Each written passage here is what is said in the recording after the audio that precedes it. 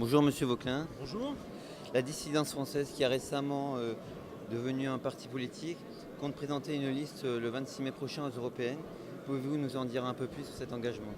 Oui, c'est simple, c'est qu'on a fait le constat que Marine Le Pen ne nous représentait pas et que le contexte politique, social n'a jamais été aussi favorable aux idées populistes. Et donc, comme on n'est pas représenté, on a décidé d'être représenté nous-mêmes. Donc, on a eu cette idée de lancer une liste unitaire des nationalistes français et c'est en train de se mettre en place.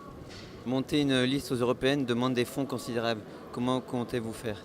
Alors effectivement, ça demande environ 1,5 million d'euros pour l'impression des bulletins de vote, des professions de foi, des affiches. Néanmoins, ce n'est pas des dépenses qui sont obligatoires. Je pense qu'on peut faire énormément sur Internet, déjà. Et puis, deuxièmement, là où on n'a pas d'argent, on va compenser par la volonté, comme on l'a toujours fait. Et évidemment, si on attend d'avoir 1,5 million d'euros pour se présenter, on ne se présentera jamais. Donc, à un moment donné, il faut y aller. Donc, on a décidé d'y aller. Alors je pense à Civitas qui souhaite aussi se présenter aux européennes. Avez-vous pensé à faire une liste commune? Alors il y a eu des discussions à ce propos qui pour l'instant n'ont pas abouti. Moi ce que j'avais proposé quelque chose d'un petit peu nouveau, c'était de faire une primaire de la droite nationale. Donc c'était du jamais vu.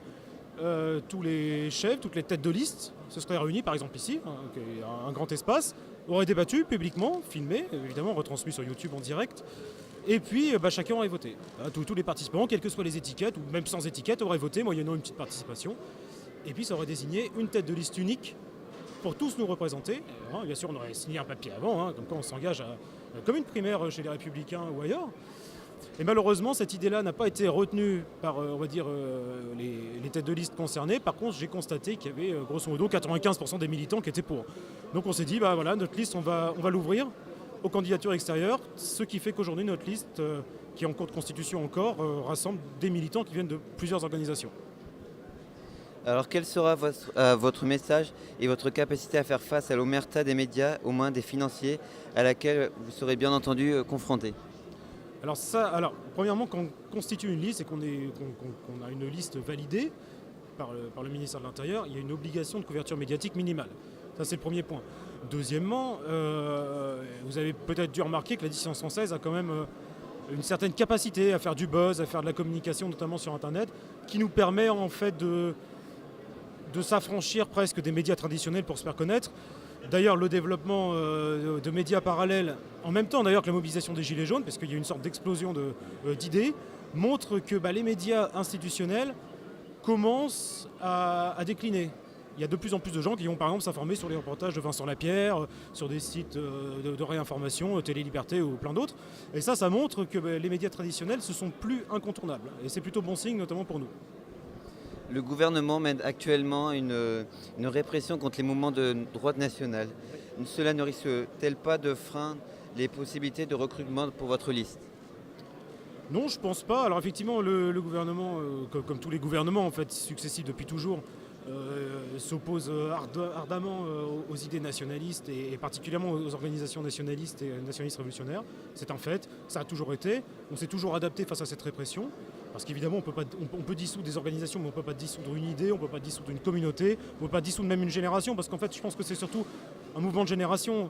La génération précédente qui a vécu les 30 Glorieuses, qui a été l'instigatrice de mai 68, etc. Cette génération-là est en train de disparaître par les lois de la démographie, et la nouvelle génération qui arrive n'a pas connu le plein emploi, n'a pas connu les 30 Glorieuses, et finalement se retrouve à subir le multiculturalisme, le chômage, les incivilités, la délinquance, etc. Et donc c'est une génération qui ne se reconnaît plus dans les partis traditionnels et qui recherche, je pense, une œuvre politique nouvelle. Et donc c'est un peu notre rôle aussi de proposer une œuvre politique nouvelle. Et au-delà des élections, avez-vous des projets pour vous développer et vous renforcer dans les régions françaises?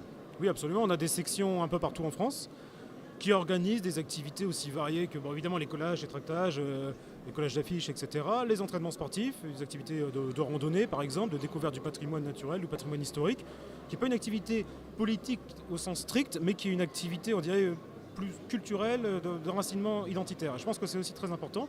Par ailleurs, effectivement, on continue nos maraudes de solidarité pour les Français de la rue, puisqu'on fait ça depuis presque 10 ans. On a distribué plus de 10 000 repas aux Français de la rue. Et puis évidemment on continue tout ce qui relève des conférences, des réunions publiques comme j'ai pu faire hier à Paris par exemple. Et quel regard porte la dissidence française sur le mouvement des Gilets jaunes? On l'a soutenu depuis le début. Je me souviens en Normandie, j'étais engagé dès le 17 novembre sur un rond-point, j'ai passé des nuits, je me suis aussi déplacé à Paris, je me suis déplacé à Caen. C'était une formidable mobilisation d'une France périphérique qui se sentait effacée et qui n'était plus reconnue.